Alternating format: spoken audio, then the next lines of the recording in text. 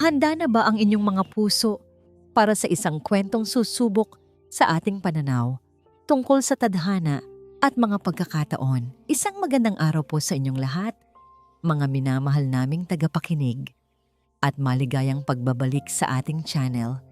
Sabi nila, ang nakaraan ay dapat manatili sa nakaraan.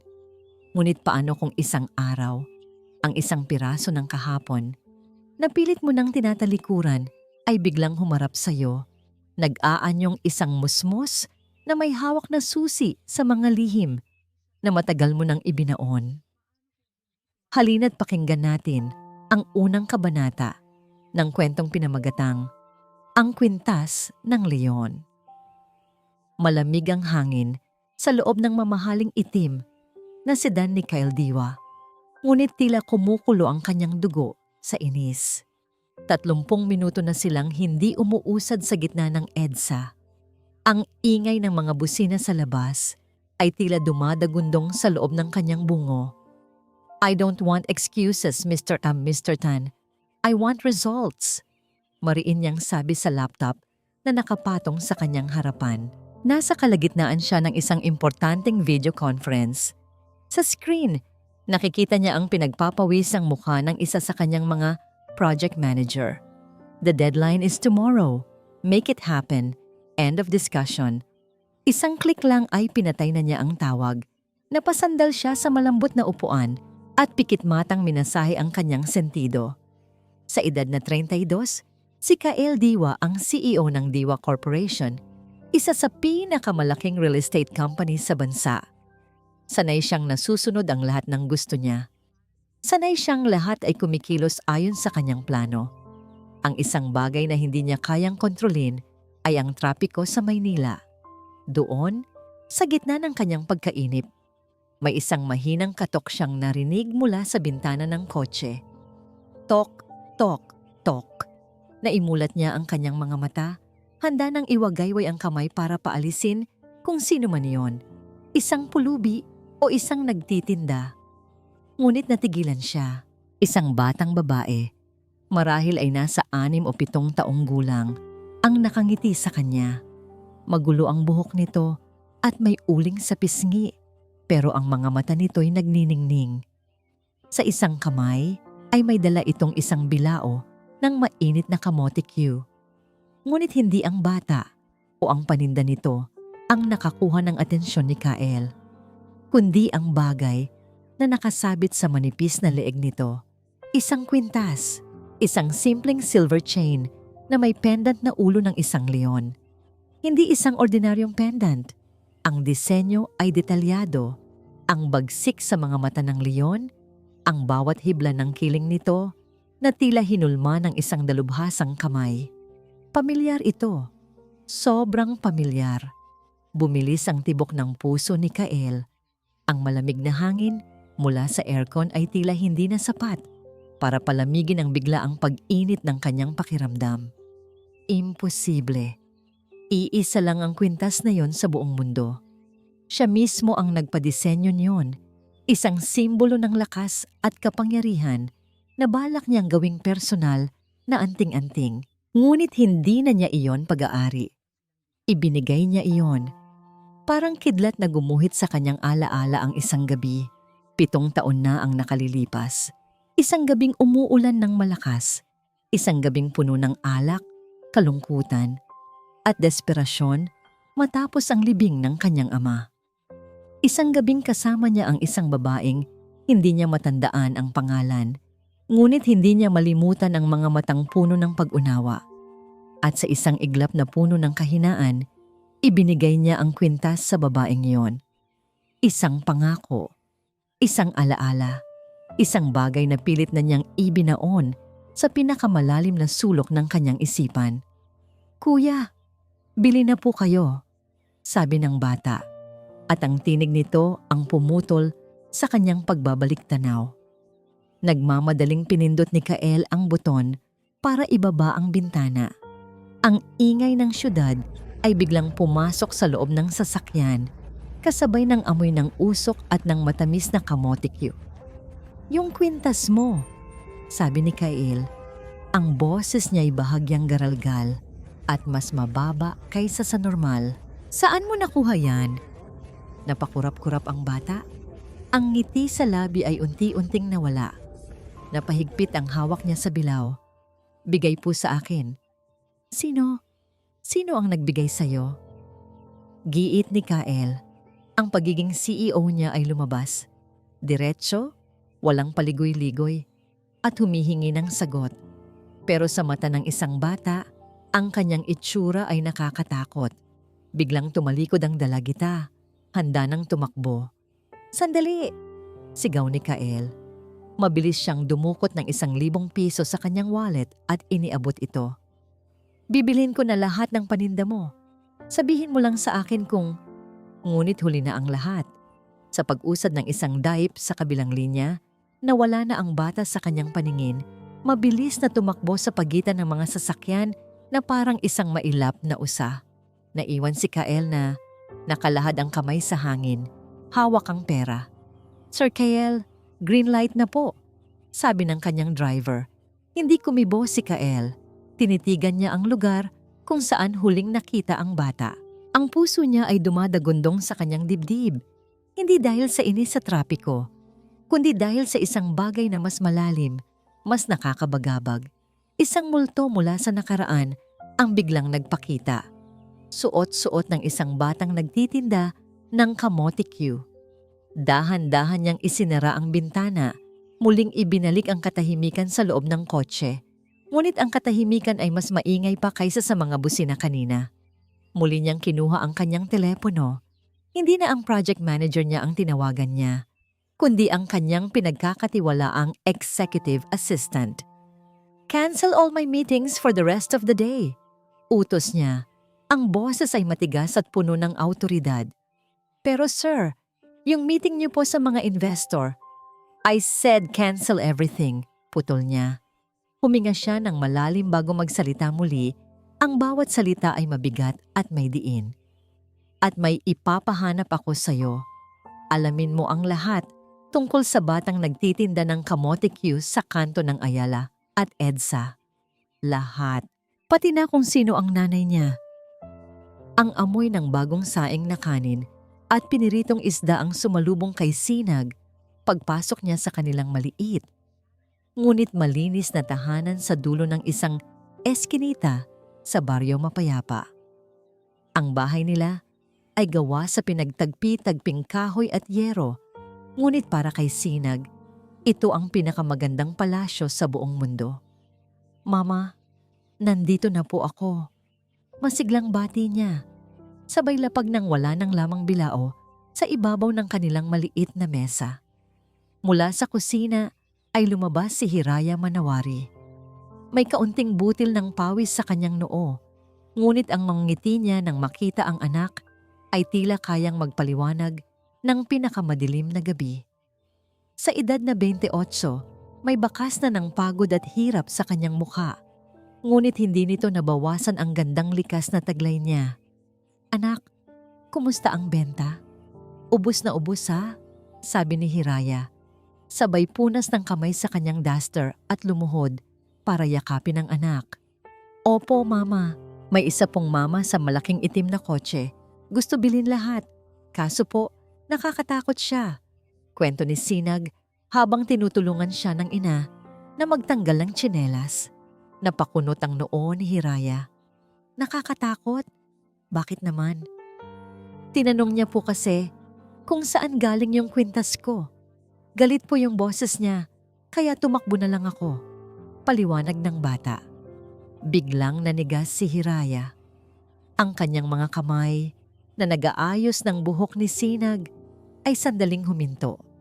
Automatiko siyang napatingin sa kwintas na nakasabit sa leeg ng anak. Ang kwintas na may pendant na leon. Ang tanging alaala mula sa isang gabing pilit na niyang winawaglit sa isipan. Huwag mo na lang isipin, yon anak, sabi niya. Pilit na pinapasigla ang boses. Ang mahalaga, umuwi ka ng ligtas. Tandaan mo ang sabi ko sa'yo ha? Huwag basta-basta makikipag-usap sa hindi mo kakilala. Opo, mama. sagot ni Sinag, at mabilis na tumakbo papunta sa kanilang munting telebisyon para manood ng cartoons. Tila limot na ang nangyari. Ngunit si Hiraya ay naiwang nakatayo roon. Ang puso niya ay biglang kinakabahan. Isang lalaki sa isang mamahaling kotse. Nagtatanong tungkol sa kwintas. Imposible. Libo-libong sasakyan ang dumadaan sa EDSA araw-araw. Nagkataon lang siguro. Pilit niyang kinumbinsi ang sarili. Kinabukasan, tila bumalik sa normal ang lahat. Hanggang sa isang umaga, nagkakagulo ang mga tsismosa sa kanilang baryo. May isang itim na sedan, kapareho ng inilarawan ni Sinag, ang pumarada sa bukana ng kanilang eskinita. Mula roon ay bumaba ang isang lalaking matangkad, nakasuot ng simpleng polo shirt at maong. Ngunit kahit sa simpleng kasuotan, ay hindi maitago ang aura ng kapangyarihan at yaman. Si Kyle Diwa. Hindi siya nakatingin sa kung saan, kundi diretso sa tapat ng bahay nila. Nanlamig ang buong katawan ni Hiraya.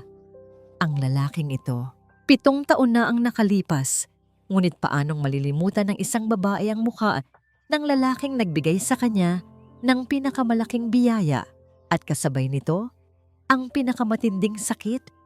Mabilis niyang itinago si Sinag sa likod niya. Naglakad si Kael palapit sa kanila. Ang bawat hakbang ay tila yumanig sa munting mundo ni Hiraya. Huminto ito sa tapat nila. Ang mga mata ay nakatuon hindi sa kanya, kundi sa kwintas na suot ng anak niya. Magandang umaga, bati ni Kael. Ang boses ay kalmado ngunit may bigat. Tumingin ito sa kanya at sa isang saglit nakita ni Hiraya ang bahagyang pagkalito sa mga mata nito. Hindi siya nito nakilala. O marahil, ayaw lang nitong kilalanin. Ano po ang kailangan nila, sir? Malamig na tanong ni Hiraya. Ang katawan ay nagsisilbing pananggap para sa kanyang anak. Yung kwintas, diretsong sabi ni Kael. May sentimental value iyan sa akin. Bibilhin ko na lang. Sabihin mo lang kung magkano. Pakiramdam ni Hiraya ay sinampal siya. Sentimental value? Ganoon lang ba yon para sa kanya? Isang bagay na pwedeng bilhin ng pera? Ang galit at sakit na matagal na niyang kinimkim ay biglang umakyat sa kanyang lalamunan. Pasensya na, sir. Pero hindi ito binebenta. Matigas niyang sagot. Bibigyan kita ng doble, triple sa halaga niyan. Giit ni Kael. Tila hindi sanay na tinatanggihan. Hinawakan ni Hiraya ang kamay ni Sinag. Naramdaman niyang nanginginig ito sa takot. Kailangan niyang tapusin ang usapang ito. Kailangan niyang protektahan ang kanyang anak. Hindi niyo po naiintindihan, sabi ni Hiraya. Ang bawat salita ay may diin, puno ng mga emosyong hindi niya masabi. Pamana po ito sa amin. Mas mahalaga pa sa kahit anong pera. Isang kasinungalingang kailangan niyang panindigan para ilayo ang lalaking ito sa kanilang buhay. Tinitigan siya ng malalim ni Kael at sa pagkakataong yon, parang may kung anong kislap ng pag-aalala sa mga mata nito. Isang pamilyaridad na hindi niya maipaliwanag. Tila may isang piraso ng palaisipan na hindi niya mabuo. Hindi ako titigil, mahinang sabi ni Kael. Halos isang bulong na para lang sa kanilang dalawa. Mahalaga sa akin ang kwintas na yan. At sa mga salitang yon, nakita ni Hiraya sa mga mata ni Kael, hindi lang ang determinasyon ng isang bilyonaryo na makuha ang gusto niya, kundi ang anino ng isang nakaraang pilit bumabalik. Isang nakaraang sisira sa kapayapaan na 7 taon niyang pinaghirapang buuin. Hindi mapakali si Kael. Pagkatapos ng pag-uusap nila ni Hiraya, bumalik siya sa kanyang opisina sa tuktok ng isang nagtataasang gusali sa Makati. Mula sa kanyang bintanang salamin, tanaw niya ang buong syudad na kumikinang sa dilim. Dati, ang tanawing ito ay nagbibigay sa kanya ng pakiramdam ng kapangyarihan at kontrol. Ngayon, ang tanging nakikita niya ay ang refleksyon ng sarili niyang pagkalito, pamana. Ang salitang yon ay paulit-ulit na tumatakbo sa kanyang isipan. Bakit siya magsisinungaling? Anong dahilan para protektahan ang isang pirasong alahas nang ganoon na lang? At ang mga mata niya, may kung anong lungkot at galit doon na tila para sa kanya. Pamilyar. Sobrang pamilyar. Hindi niya matagalan ang mga tanong na walang kasagutan. Isang biglaang desisyon ang kanyang ginawa. Kinuha niya ang susi ng kanyang kotse at mabilis na bumaba. Iniwan ang lahat ng trabaho. Kailangan niya ng mga sagot at kukunin niya iyon ngayong gabi. Ipinark niya ang sasakyan sa isang madilim na kalsada. Ilang kanto ang layo mula sa baryo mapayapa. Nagsuot siya ng isang itim na hoodie para hindi gaanong mapansin at nagsimulang maglakad papasok sa masisikip na eskinita. Ang hangin ay amoy lupa at mga piniritong pagkain. Ang ingay ay mula sa mga nagtatawa ng bata at mga nag-iinuman sa tindahan. Mundo ito na sobrang kaiba sa mundong ginagalawan niya. Nakarating siya sa tapat ng bahay ni Hiraya. Madilim na sa loob. Tanging isang maliit na ilaw mula sa bintana ang nagbibigay liwanag. Mukhang tulog na si Sinag. Akma na sana siyang aalis. Iniisip na isang malaking katangahan ang ginawa niyang pagpunta roon nang marinig niya ang mga boses. Nagmula iyon sa likod bahay. Nagtago siya sa gilid ng isang pader, sapat lang para makita at marinig ang lahat. Nakita niya si Hiraya. Kausap ang isang mas matandang babae. Marahil ay isang kapitbahay na malapit sa kanya. Nakaupo sila sa isang lumang bangkong kawayan at si Hiraya ay umiiyak ng tahimik. Hindi ko na alam ang gagawin ko, Aling Nita. Humihikbing sabi ni Hiraya. Bumalik na siya. Ang Alin Hija? Sino ang bumalik? Nag-aalalang tanong ng matanda. Ang lalaking, ang ama ni Sinag. Halos pabulong na sagot ni Hiraya. Ang lalaking nagbigay sa akin ng kwintas na ito 7 taon na ang nakalipas. Sa kanyang pinagtataguan, nanigas si Kael. Ang hangin ay tila nawala sa kanyang mga baga. Ang bawat salita ni Hiraya ay parang isang matulis na punyal na tumutusok sa kanyang dibdib. Siya yung nagpunta dito kaninang umaga. Pagpapatuloy ni Hiraya, ang boses ay puno ng sakit. Pero hindi niya ako nakilala, Aling Nita. O baka ayaw niya lang akong kilalanin. Ang kwintas lang ang habol niya. Para sa kanya, isa lang iyong bagay. Pero para sa akin, ito na lang ang tanging katibayan. Ang tanging alaala ng gabing iyon. Ang gabing bumuo kay Sinag. Napatakip ng bibig si Aling Nita sa gulat. Diyos ko, Hiraya, anong balak mo? Umiling si Hiraya. Pinupunasan ang kanyang mga luha. Hindi niya pwedeng malaman. Hindi pwede. Sinubukan ko noon, Aling Nita. Nung nalaman kong buntis ako, nilakasan ko ang loob ko na puntahan siya sa opisina niya. Pero ano ang nangyari? Itinaboy lang ako ng assistant niya na parang aso. Sinabihan akong gold digger. Isang pagkakamali. Wag na wag daw akong magpapakita pa. Ang bawat salita ay isang dagok sa pagkatao ni Kael. Naalala niya ang panahong iyon. Ang gulo sa kumpanya, matapos mamatay ang kanyang ama. Nagbigay siya ng mahigpit na utos sa kanyang staff na harangin ang sino mang hindi importanteng bisita. Hindi niya alam. Hindi niya inakalang. Kaya isinumpa ko sa sarili ko. Matigas na sabi ni Hiraya, ang lungkot ay napalitan ng determinasyon. Bubuhayin ko ang anak ko ng mag-isa. Hindi niya kailangan ng isang amang ikinahihiya siya. Hindi namin kailangan ng isang taong tingin sa amin ay isang pagkakamali lang. Natapos ang usapan. Pumasok na sa loob ng bahay ang 2 babae. Ngunit si Kael ay naiwang nakatayo sa dilim, hindi makagalaw. Ang mga boses ay tumigil na. Pero ang mga salita ay patuloy na umuulit-ulit sa kanyang isipan. Parang isang sirang plaka. Ang ama ni Sinag. Ang lalaking nagbigay sa akin ng kwintas. Isang pagkakamali. Ang lahat ng piraso ng palaisipan ay biglang nagkabit-kabit. Ang pamilyar na mga mata. Ang kasinungalingan tungkol sa pamana. Ang pagprotekta niya sa kwintas at sa bata. Si Sinag, ang batang may maningning na mga mata. Ang anak niya, napatingala si Kael sa langit, ngunit wala siyang makitang mga bituin. Ang pakiramdam ng kontrol na buong buhay niyang iningatan ay gumuho sa isang iglap. Ang matatag na pundasyon ng kanyang perpektong mundo ay nabitak, at mula sa mga siwang nito ay lumabas ang isang katotohanang hindi niya kayang takasan. Isa siyang ama, at sa loob ng 7 taon, hindi niya alam. Hindi natulog si Kael ng gabing iyon. Ang mga salita ni Hiraya ay tila mga aninong sumasayaw sa bawat sulok ng kanyang marangyang penthouse. Ang bawat imahe ni Sinag na nakangiti, nagbebenta ng kamote Q at suot-suot ang kwintas ng leon ay paulit-ulit na naglalaro sa kanyang isipan. Anak ko, 2 salita na bumago sa lahat. Kinaumagahan, bago pa man sumikat ang araw, nasa baryo mapayapa na siya.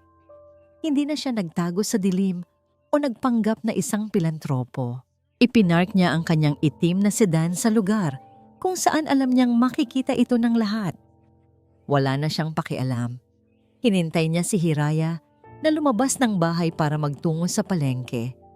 Nang makita siya nito, ang dala nitong bayong ay muntik nang mahulog sa kanyang pagkagulat. Ang mukha ni Hiraya ay namutla at ang mga mata nito ay puno ng takot. Anong ginagawa mo dito? Nanginginig ang boses na tanong ni Hiraya. Mabilis na lumingon sa paligid para siguraduhing walang nakakarinig na kapitbahay. Nilapitan siya ni Kael. Ang mga mata ay seryoso at puno ng mga emosyong hindi pa niya kailanman ipinakita. Wala na ang lamig ng isang CEO. Napalitan ito ng bigat ng isang taong hinarap ang katotohanan. Alam ko na, simpleng sabi niya. Ang mga salitang yon ay tumama kay Hiraya na parang isang malakas na sampal. Anong alam mo na? Wala akong alam sa sinasabi mo. Pilit niyang ipinagkaila. Ngunit ang panginginig ng kanyang mga kamay ay isang malinaw na katibayan ng kanyang kasinungalingan. Narinig ko kayo kagabi. Pag-amin ni Kael, ang boses ay bahagyang pumiyok. Narinig ko ang lahat. Doon na bumigay ang depensang matagal nang itinayo ni Hiraya. Ang takot sa kanyang mga mata ay napalitan ng nag-aapoy na galit. Galit para sa 7 taon ng pag-iisa. Galit para sa kahihiyang dinanas niya. Kaya ngayon, nandito ka? Sigaw niya, hindi na napigilan ng emosyon. Ngayong alam mo na, babalik ka na parang walang nangyari. Para ano? Para sirain ang buhay namin? Tahimik na kami, Kael. Tahimik na kami bago ka dumating. Iyon ang unang pagkakataon na tinawag siya ni Hiraya sa kanyang pangalan. At ang tunog niyon mula sa kanyang mga labi ay nagdulot ng kakaibang sakit sa puso ni Kael. Hiraya, ako. Hindi niya alam kung ano ang sasabihin. Ang salitang patawad ay tila napakababaw para sa bigat ng kanyang kasalanan. Huwag! Putol ni Hiraya. Ang mga luha ay nagsimula ng mamuo sa kanyang mga mata. Huwag kang mag-sorry. Wala kang karapatan. Alam mo ba kung gaano kahirap? Mag-isang magbuntis, mag-isang magpalaki ng anak. Habang ikaw, marahil ay nagpapakasaya sa yaman mo, hindi mo man lang alam na mayroon kang anak na nagkakamay sa pagkain para lang may maipantawid gutom kami. Ang bawat salita ay parang latigo na humahagupit sa kaluluwa ni Kael. Wala siyang maisagot dahil lahat ng sinabi ni Hiraya ay totoo. Nang makita ni Hiraya ang pananahimik at ang sakit sa mukha ni Kael, doon na siya tuluyang napahagulgol. Ang galit ay napalitan ng purong pighati. Ang gusto ko lang naman ay isang simpleng buhay para sa anak ko. Bakit kailangan mo pang bumalik? Sa gitna ng kanilang pag-uusap, biglang tumunog ang telepono ni Kael. Nakita niya ang pangalan ni Dalisay sa screen, ang kanyang perpektong fiancé. ang babaeng nakatakda niyang pakasalan. Bigla, ang komplikadong sitwasyon ay naging mas komplikado pa. Sinagot niya ang tawag. Hello? Hi love, where are you? Ang aga mo naman nawala sa bahay. Malambing na sabi ni Dalisay sa kabilang linya. Are you in that charity project of yours again in Barrio Mapayapa? May diin sa pagkakasabi ni Dalisay sa pangalan ng lugar. Isang diin na puno ng pagdududa. Yes, may inaasikaso lang. I'll call you back. Mabilis na sagot ni Kael at pinatay ang tawag. Narinig ni Hiraya ang lahat. Ang lambing sa boses ng babae. Ang pangalan ng baryo nila na binanggit na may halong pandidiri. Muli, naramdaman niya ang puwang sa pagitan ng kanilang mga mundo. Pinunasan niya ang kanyang mga luha at tiningnan si Kael nang may bagong determinasyon. Gusto mong malaman ang totoo? Malamig niyang sabi. Oo, anak mo si Sinag, pero wala kang karapatan sa kanya. Huminga siya ng malalim. Handa akong akuin lahat ng responsibilidad ko, Hiraya. Lahat! Desperadong sabi ni Kael. Ngumiti si Hiraya, isang nangiting mapait at walang kagalakan.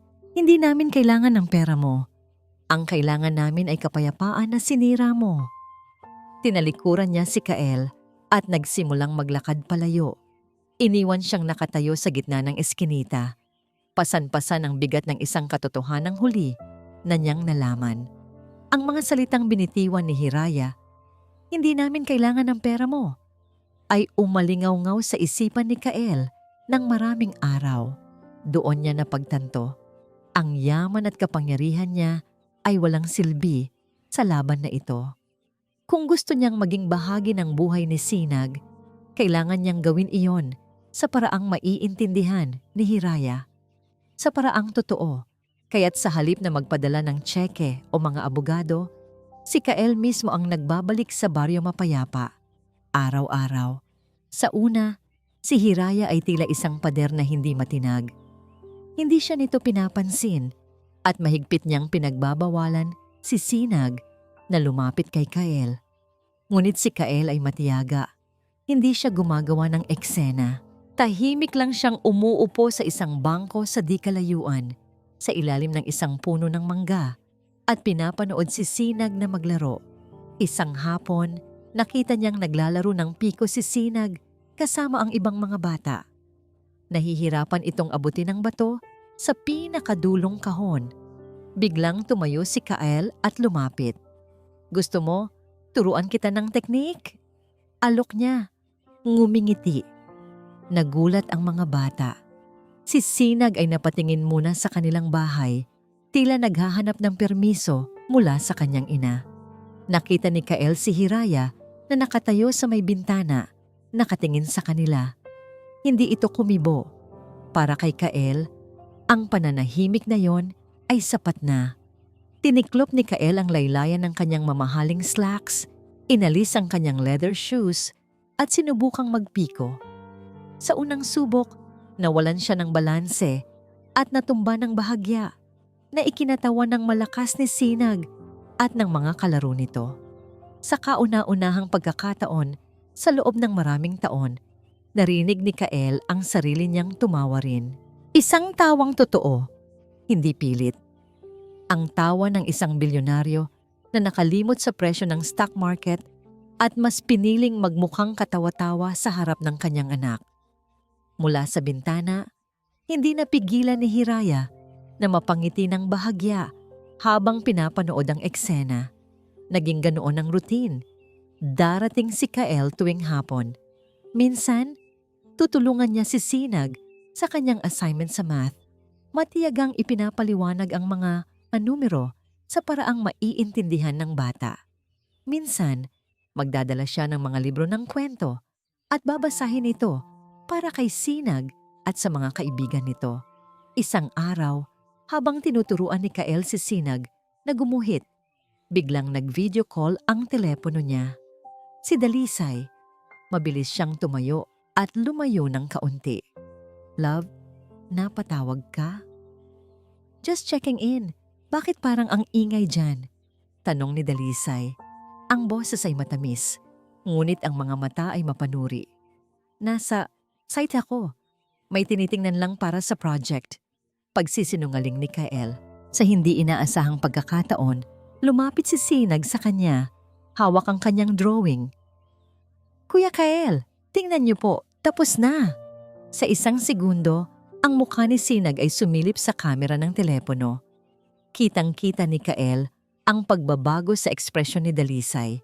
Ang mga mata nito ay nanliit, tila inaarok ang bawat detalye. Sino yon? Malamig na tanong ni Dalisay. Wala. Anak ng isa sa mga trabahador. Palusot ni Kael. Sabay mabilis na ibinaba ang telepono. Sorry love, choppy ang signal.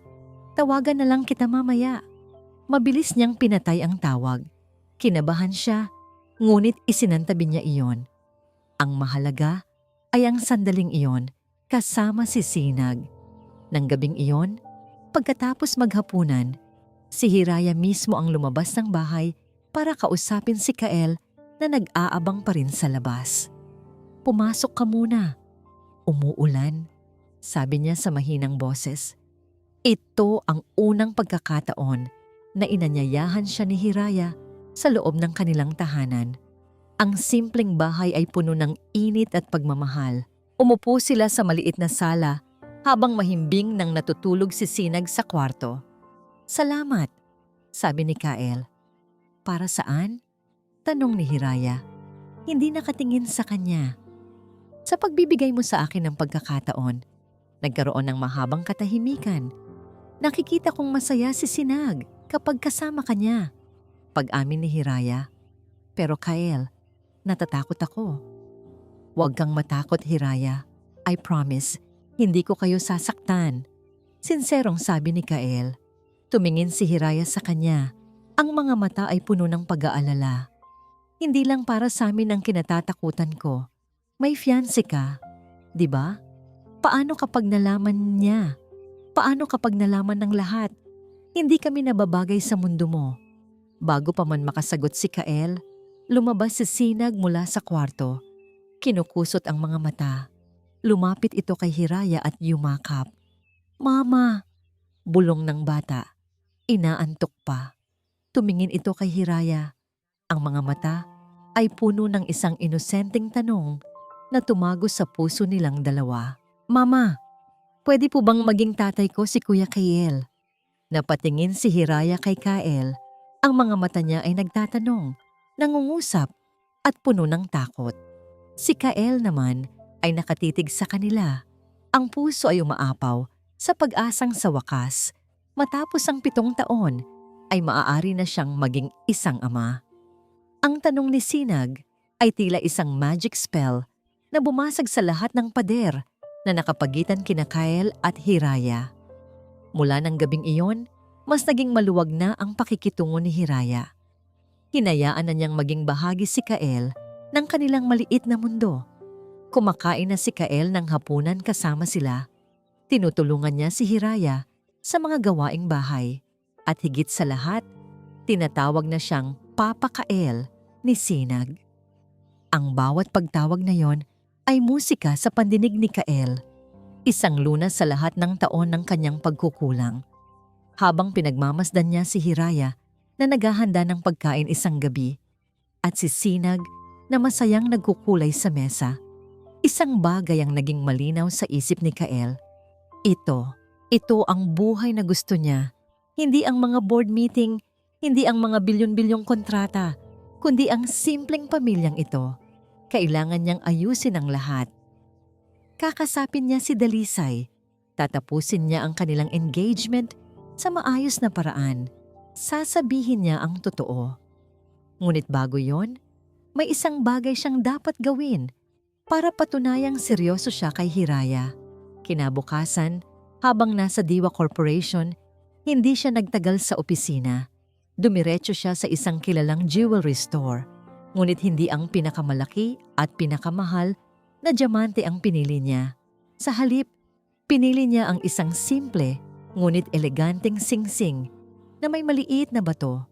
Isang singsing na alam niyang magugustuhan ni Hiraya dahil ito ay simple at totoo, tulad niya. Nang gabing iyon, sinabi ni Kael na may sorpresa siya. Dinala niya sina Hiraya at Sinag sa isang maliit na parke sa labas lang ng baryo mapayapa. Naglatag siya ng banig at naglabas ng isang basket na puno ng pagkain. Sa mga sanga ng puno sa itaas nila, may mga maliliit na Christmas lights siyang isinabit na tila mga alitap-tap sa dilim. "Ano ang pakulo to, Kael?" Natatawang tanong ni Hiraya. Ang puso niya ay hindi maipaliwanag ang saya. Ngumiti si Kael at hinawakan ang kanyang mga kamay. Hinintay niyang makatulog si Sinag sa kanyang kandungan bago siya magsalita. "Hiraya," panimula niya. Ang boses ay puno ng sinseridad. "Alam kong napakalaki ng kasalanan ko sa'yo. Alam kong walang anumang salita o pera ang makakapagbayad sa 7 taon na nawala sa atin. Pero sa mga nakalipas na linggo, ipinakita mo sa akin kung ano ang tunay na kahulugan ng pamilya. Ipinakita mo sa akin kung ano ang tunay na kaligayahan." Huminga siya ng malalim at dahan-dahang lumuhod sa harap ni Hiraya. Nanlaki ang mga mata ni Hiraya. Ang kanyang mga kamay ay napunta sa kanyang bibig sa gulat. Inilabas ni Kael ang maliit na kahon at binuksan ito. Ipinakikita ang singsing na kumikinang sa ilalim ng mga ilaw. "Hindi ako nangangako ng isang perpektong buhay," sabi ni Kael. Ang mga mata ay nagsusumamo. "Pero ipinapangako ko na gagawin ko ang lahat para maging mabuting ama kay Sinag at isang tapat na asawa sa'yo. Hiraya Manawari, will you let me fix my biggest mistake? Will you marry me?" Ang mga luha ay malayang pumatak mula sa mga mata ni Hiraya. Hindi ito mga luha ng lungkot, kundi ng purong kaligayahan. Isang kaligayahang akala niya ay hindi na niya mararamdaman pa. Dahan-dahan, itinaas niya ang kanyang nanginginig na kamay. Handa nang tanggapin ang alok. Ang pangarap na matagal na niyang ibinaon ay sa wakas nagkatotoo na. "Oo, Kael. Oo." Ngumiti ng malapad si Kael, isang ngiti na umabot sa kanyang mga mata. Kinuha niya ang singsing, handa nang isuot sa daliri ni Hiraya. Ito na iyon, ang simula ng kanilang pamilya. Ngunit sa sandaling iyon, biglang nag-vibrate ang kanyang telepono sa bulsa. Isang tunog na tila napakalakas sa katahimikan ng kanilang sandali. Isang text message. Isang simpleng abiso na sumira sa lahat. Nang hindi sinasadya, ay nasulyapan niya ang screen. Ang pangalan ni Dalisay. At ang mensahe na tila isang patalim na sumaksak sa kanyang puso at nagpaguho ng lahat ng kanyang pangarap. From Dalisay Alcaraz, Kael. "We need to talk. Buntis ako." "Kael, kailangan nating mag-usap. Buntis ako." Ang nangiti sa mukha ni Kael ay biglang naglaho na parang bula. Ang kanyang mukha ay namutla, tila nakakita ng multo. Ang kamay niyang may hawak na singsing ay nanigas sa hangin. "Kael?" Nag-aalalang tanong ni Hiraya. Napansin ang biglaang pagbabago sa kanya. Ang nangiti sa kanyang labi ay unti-unting nawala. Anong problema? Hindi makapagsalita si Kael. Tinitigan niya ang telepono. Pagkatapos ay ang singsing at sa huli, ang naguguluhang mukha ni Hiraya. Ang perpektong sandali ay nabasag. Ang pangarap ay naging isang bangungot. Ang katahimikan na bumalot sa kanila ay mas mabigat pa kaysa sa pinakamalakas na sigaw. Ang mga ilaw na kanina lang ay tila mga bituin ng pag-asa. Ngayon ay parang mga matang nanunuya sa kanilang dalawa. Dahan-dahang ibinaba ni Kael ang kanyang kamay. Ang singsing ay tila isang apoy na pumapaso sa kanyang palad. "Kael, ano yun?" "Kinakabahan ako sa'yo." Muling tanong ni Hiraya. Ang boses ay nanginginig na. Napapikit si Kael. Pilit na hinahanap ang mga tamang salita. Ngunit walang tama sa sitwasyong ito. Si Dalisay," nautal niyang sabi. "Yung fiancé ko." Ang salitang fiancé ay tumusok sa puso ni Hiraya. Oo nga pala. Sa gitna ng lahat ng kanilang masasayang sandali, Nakalimutan niyang mayroon palang ibang babae. Isang pangako. Nag-text siya. Pagpapatuloy ni Kael, hindi makatingin ng diretso kay Hiraya. Sabi niya, buntis siya. Kung ang mga salita ay kayang pumatay, sa sandaling iyon, namatay ang puso ni Hiraya. Tila umikot ang kanyang buong paligid. Ang hangin ay naging napakabigat para langhapin. Buntis, isang salita. Ngunit sapat na yon para wasakin ang lahat. Ang lahat ng pangarap, ang lahat ng pag-asa. Napatingin si Hiraya sa natutulog na si Sinag pagkatapos ay kay Kael. Ang itsura nito ay puno ng pagkataranta at pagsisisi. Ngunit ang nakikita lang ni Hiraya ay ang multo ng nakaraan. 7 taon na ang nakalipas. Isang lalaki, isang babae, isang gabi, isang hindi planadong pagbubuntis. Ang kasaysayan ay umuulit. At sa pangalawang pagkakataon, siya na naman ang nasa labas. Siya na naman ang pagkakamali. Tumayo si Hiraya. Ang mga binti ay nanginginig. Ang saya at kilig na naramdaman niya kanina ay napalitan ng isang malamig at matinding galit. Nakakatawa, sabi niya. Isang mapait na tawa ang kumawala sa kanyang mga labi. Nakakatawa ang tadhana, no? Galing mong magplano, Kael. Galing mong magsalita. Akala ko totoo na. Akala ko sa wakas. Nagbago ka na. Hiraya, maniwala ka? Hindi ko alam. Hindi ko ito plinano. Desperadong paliwanag ni Kael. Tumatayo na rin para harapin siya. Hindi mo plinano? Sigaw ni Hiraya. Ang mga luha ng galit ay nagsimula ng bumagsak. Katulad din noon, hindi mo rin plinano.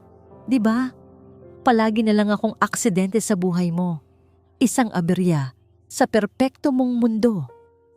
Kinuha niya ang kwintas ng leon mula sa kanyang bulsa. Ang kwintas na ibinalik sa kanya ni Kael bilang simbolo ng kanilang bagong simula.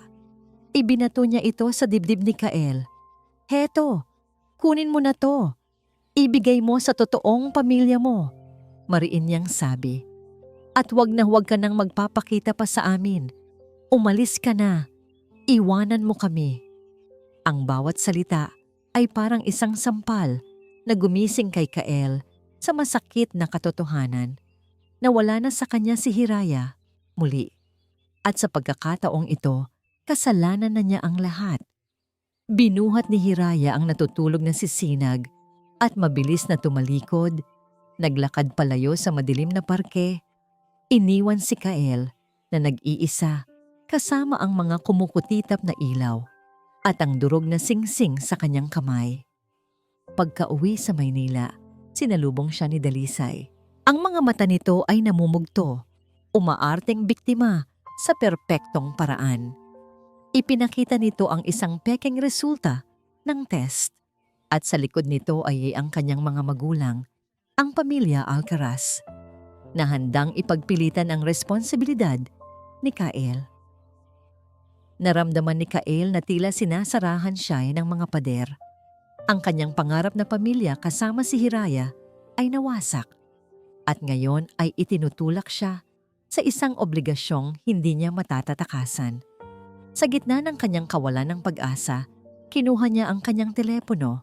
Nag-type siya ng isang mensahe para kay Hiraya, ang huling hibla ng kanyang pag-asa. 2. Hiraya, manawari patawad. Isang salita lang, ang salitang kumakatawan sa lahat ng kanyang pagsisisi. Samantala, sa baryo mapayapa, nabasa ni Hiraya ang mensahe. Ang isang salitang iyon ay hindi lunas, kundi lason. Ito ang kumpirmasyon ng lahat ng kanyang kinatatakutan. Pagkatapos basahin, walang pag-aalinlangan niyang pinindot ang block this number. Isinara niya ang kanyang telepono. Isinara niya ang kanyang puso. Para sa kanya, tapos na ang lahat. Ang mga sumunod na araw ay isang malaking dagok para kay Kael. Parang isang bangkay na naglalakad, sinunod niya ang lahat ng gusto ng pamilya Alcaraz. Pinag-usapan ang petsa ng kasal. Pinagplanuhan ang pagsasama ng kanilang mga kumpanya. Ngunit ang kanyang isip at puso ay naiwan sa baryo mapayapa. Ang bawat ngiti ni Dalisay ay tila isang insulto at ang bawat pag-uusap tungkol sa kanilang anak ay parang isang tinik na bumuon ng malalim sa kanyang lalamunan. Pero sa kabila ng kanyang pagluluksa, ang utak niya bilang isang CEO, isang utak na sanay sa detalye at pag-aanalisa ay hindi tumigil sa paggana. May mga bagay na hindi magtugma. Nagsimula ito sa isang simpleng hiling. Samahan mo naman ako sa susunod na check-up, Dalisay. Gusto kong marinig ang tibok ng puso ng anak natin, sabi ni Kael isang araw. Biglang natigilan si Dalisay. Ay naku love, wag na. Private appointment kasi iyon. At saka, family doctor namin yon. Medyo conservative. Ayaw niya ng masyadong maraming tao. Ang kanyang mga dahilan ay mabilis, ngunit may bahid ng nerbiyos. Kinabukasan, sinubukan ulit ni Kael. Can I see the sonogram result then? Gusto ko lang i-frame. Muli, umiwas si Dalisay. Naiwan ko yata sa bahay nila mami. I'll bring it next time. Pero ang next time na yon ay hindi dumating. Doon na nagsimulang magduda si Kael. Naalala niya ang lahat ng maliliit na detalye na dati binaliwala niya. Ang panliliit ng mata ni Dalisay nang masilayan nito si Sinag sa video call. Ang pagiging mausisa nito tungkol sa kanyang charity project. Ang biglaang pag-text nito tungkol sa pagbubuntis. Eksakto sa sandaling magpo-propose na siya kay Hiraya. Hindi ito nagkataon lang. Masyadong perpekto ang tiyempo. Kinagabihan, ginawa ni Kael ang isang bagay na labag sa kanyang kalooban, ngunit kailangan niyang gawin. Kinuha niya ang serbisyo ng isang private investigator, ang pinakamagaling sa larangan. Ang utos niya, alamin ang lahat ng ginawa ni Dalisay sa nakalipas na 2 buwan. Walang labis, walang kulang.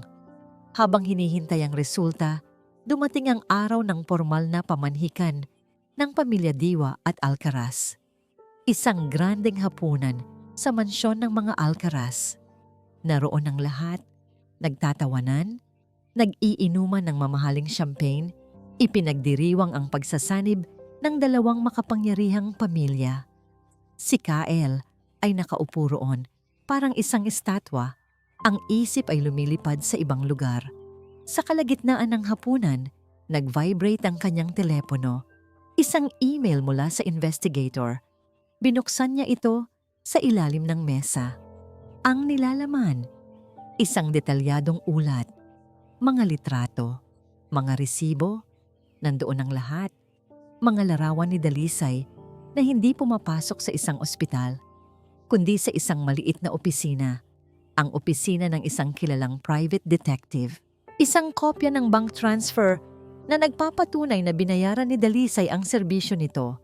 At ang pinakamatinding ebidensya, isang screenshot ng isang online transaction kung saan bumili si Dalisay ng isang customizable fake pregnancy test result and sonogram image. Nanlamig ang dugo ni Kael. Ang pagdududa ay naging isang malamig, matigas, at nakakapasong katotohanan. Isang kasinungalingan. Lahat ng ito ay isang malaking kasinungalingan. Biglang tumayo si Kael na ikinagulat ng lahat. Ang ingay sa silid ay biglang huminto. Kael, son, is there a problem? Tanong ng ama ni Dalisay. Si Don Ricardo Alcaraz. Hindi sumagot si Kael. Sa halip, lumakad siya papunta sa gitna ng silid, inilabas ang kanyang telepono at ipinakita ang screen sa lahat. Ano na ito, Dalisay? Tanong ni Kael. Ang boses ay kalmado, ngunit may nakatagong bagsik na tila isang kulog na nagbabadyang dumating. Namutla si Dalisay nang makita ang ebidensya sa screen. Ang kanyang mga mata ay lumaki sa takot at gulat. What is that? Hindi ko alam ang sinasabi mo. Tanggi niya, ang boses ay nagsisimula ng manginig. Hindi mo alam. Ngumisi si Kael. Isang nangising walang bahid ng anumang saya. Ito ang resibo ng pagbili mo ng pekeng sonogram sa internet. At ito naman ang litrato mo, kasama ang private investigator na inupahan mo para sundan ako sa baryo mapayapa. Ang bawat salita ni Kael ay parang isang bombang sumasabog sa gitna ng marangyang hapagkainan. Napatayo si Don Ricardo. Ang muka ay namumula sa galit at hiya. Ang ina ni Dalisay ay napahawak sa kanyang dibdib. "How dare you accuse my daughter?" Sigaw ni Don Ricardo. "I am not accusing. I am stating facts." Matigas na sagot ni Kael. Tumingin siya ng diretso sa mga mata ni Dalisay. Ang babaeng minsan niyang inakalang perpekto ay nakikita na niya ngayon sa tunay nitong anyo. Desperada at mapanlinlang. "Bakit, Dalisay?" tanong ni Kael. Ang galit sa kanyang boses ay napalitan ng isang bakas ng pagkaawa. "Bakit mo ginawa to?" Doon na tuluyang bumigay si Dalisay. Ang kanyang mga luha ay nagsimulang pumatak. Ngunit hindi na ito ang mga luha ng isang mahusay na aktres. Ito ay mga luha ng pagkatalo. "Dahil mahal kita, Kael," humagulgol siya. "At nakita kong nawawala ka na sa akin. Napupunta ka na sa babaeng yon. Sa basurerang yon, ginawa ko lang ang lahat para ipaglaban ka, para sa pamilya natin." Ang mga salita niyang basurera ay tila isang gatilyo para kay Kael. Ang awa na naramdaman niya ay biglang naglaho, napalitan ng pinal na desisyon. "Hindi pag-ibig ang tawag dyan, Dalisay.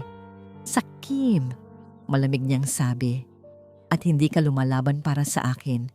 Lumalaban ka para sa kontratang ito." Iginala niya ang tingin sa buong pamilya Alcaraz na ngayon ay hindi na makatingin sa kanya. Huminga ng malalim si Kael.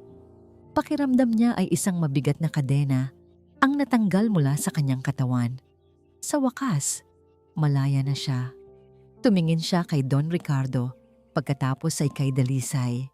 "Tapos na tayo," mariin niyang sabi. Ang bawat salita ay pinal at hindi na mababago. Ang kasal ay kanselado. Hindi na niya hinintay pa ang kanilang sagot. Tinalikuran niya ang lahat, ang gulat, ang galit, ang kahihiyan ng pamilya Alcaraz. Naglakad siya papalabas ng mansyon. Bawat hakbang ay mas magaan kaysa sa nauna. Pagkasakay niya sa kanyang kotse, isa lang ang nasa isip niya. Isang pangalan, isang lugar. Hiraya. Kailangan niyang mahanap si Hiraya. Kailangan niyang itama ang lahat. Mabilis niyang pinaharurot ang sasakyan, palayo sa mundo ng kasinungalingan at pabalik sa mundo kung nasaan ang kanyang tunay na pamilya. Gabi na nang marating ni Kael ang baryo mapayapa. Ang puso niya ay kumakabog ng malakas habang naglalakad siya sa pamilyar na eskinita. Ngunit pagdating niya sa tapat ng bahay ni Hiraya, isang nakakabinging katahimikan ang sumalubong sa kanya. Ang mga bintana ay sarado. Ang ilaw na dati nagbibigay buhay sa tahanan ay patay. Kumatok siya. Walang sumasagot. Kumatok siya ulit mas malakas. Wala pa rin. Si Aling Nita, ang kapitbahay ni Hiraya, ang lumabas mula sa katabing bahay. "Wala na sila dyan, iho," malungkot na sabi ng matanda. "Umalis sila. Kaninang umaga lang. Nagpaalam na sa akin. Sabi, magsisimula daw sila ng bagong buhay sa probinsya." Ang mga salitang yon ay parang isang malaking bato na dumagan sa dibdib ni Kael. Huli na ba siya? Ang pakiramdam ng pagkawala ay halos magpabuwal sa kanya. Bumalik siya sa kanyang kotse na pasuntok sa manibela sa sobrang frustrasyon. Sa isang iglap, nawala ang lahat ng kanyang tapang. Paano niya hahanapin ang isang taong ayaw magpahanap? Ngunit nang makita niya ang kwintas ng leon na nakasabit sa kanyang rearview mirror, bumalik ang kanyang determinasyon. Ipinangako niya sa sarili, hindi siya susuko. Hahanapin niya sila, kahit abutin pa siya ng habang buhay. Ginamit ni Kael ang lahat ng kanyang koneksyon at yaman, hindi para impluwensyahan si Hiraya, kundi para lang mahanap kung nasaan ito. Pagkatapos ng halos isang linggong walang tulog, isang impormasyon ang dumating. May isang babae at isang bata na kapareho ng kanilang deskripsyon ang namataan sa isang maliit na bayan sa baybayin ng Quezon. Agad siyang nagmaneho papunta roon. Isang simpleng bayan ng mga mangingisda ang kanyang narating. Ang hangin ay amoy alat at ang tunog ng mga alon ang nagsisilbing musika. Dito, nakita niya sila. Nakita niya si Hiraya na nagtitinda ng isda sa isang maliit na pwesto sa palengke. Nakita niya si Sinag na masayang naglalaro sa buhanginan malapit sa dagat. Mukha silang payapa, mukha silang masaya. Sa pagkakataong ito, hindi siya basta-basta lumapit. Natutunan na niya ang kanyang leksyon. Ang mga salita ay walang bisa. Ang gawa ang mahalaga. Naghahanap siya ng isang maliit na bahay na mauupahan. Ilang kanto lang ang layo mula kina Hiraya. Kinabukasan, nagulat si Hiraya nang makita siya. Ngunit hindi siya nakikipag-usap. Nakita niya si Kael na nakikipagtulungan sa mga mangingisda. Buhat-buhat ang mga mabibigat na lambat. Kinagabihan, nakita niya itong tumutulong sa pag-aayos ng bubong ng kanilang kapitbahay. Araw-araw, nandoon lang si Kael. Hindi siya nangiistorbo. Hindi siya nagsusumamo. Tahimik lang siyang nagtatrabaho, ipinapakita sa buong komunidad at higit sa lahat kay Hiraya. Nahanda siyang talikuran ng kanyang marangyang buhay para sa isang bagay na mas mahalaga. Isang hapon, habang naglalaro si Sinag sa dalampasigan, biglang bumuhos ang malakas na ulan. Mabilis na tumakbo si Kael, hinubad ang sariling damit para ipanangga sa bata at binuhat ito pabalik sa kanilang bahay. Basang-basa siya, ngunit si Sinag ay tuyo at ligtas. Nakatayo si Hiraya sa may pintuan, pinapanood ang lahat.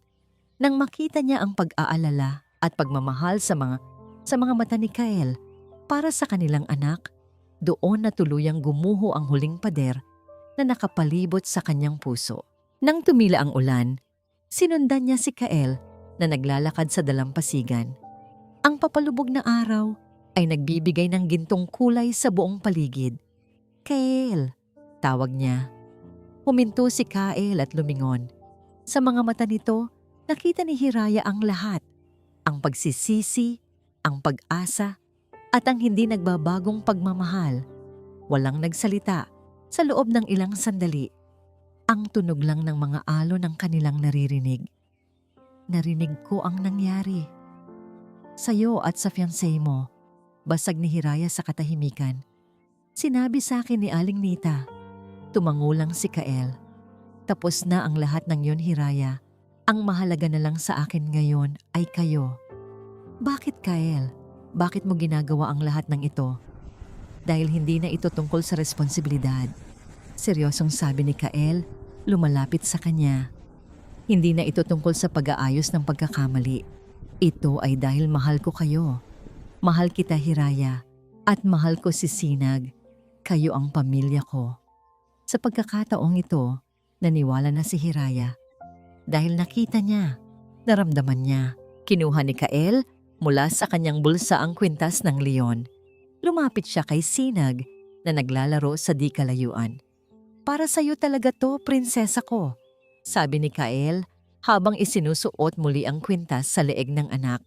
Pagkatapos, bumalik siya kay Hiraya.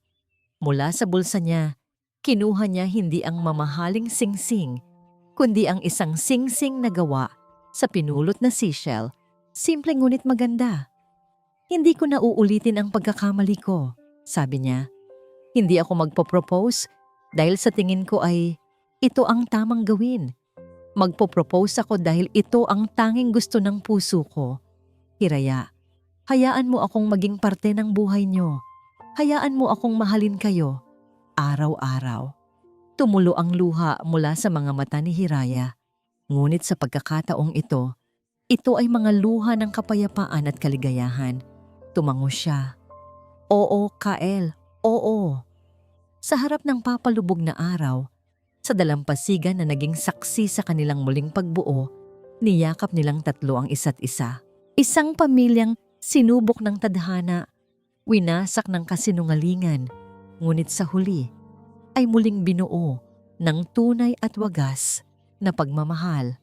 Ang kwintas ng leon ay hindi na lang simbolo ng isang nakaraan, kundi naging simbolo na ng isang pangako para sa isang walang hanggang kinabukasan. At dito po nagtatapos ang kwento nila Hiraya at Kael. Isang paglalakbay na nagturo sa atin na ang tunay na pag-ibig ay hindi tungkol sa paghahanap ng isang perpektong tao o isang perpektong buhay. Ito ay tungkol sa tapang na harapin ang mga pagkakamali, sa lakas na magpatawad, at sa pananampalatayang mayroong pangalawang pagkakataon para sa mga pusong handang magmahal ng totoo. Ito ang aral na sana ay baunin ninyo sa inyong mga puso. Taos-puso po akong nagpapasalamat sa inyong walang sawang pagsubaybay at sa pagbibigay ninyo ng pagkakataon na samahan kayo sa bawat emosyon, sa bawat tawa, luha at pag-asa. Nais ko pong marinig ang inyong saloobin. Anong bahagi ng kwento ang pinakatumatak sa inyo? At anong uri naman ng mga kwento ng pag-ibig ang nais ninyong marinig mula sa amin sa mga susunod na araw? I-comment nyo lang po sa ibaba dahil napakahalaga ng inyong boses sa amin. At syempre, hindi dito nagtatapos ang ating paglalakbay.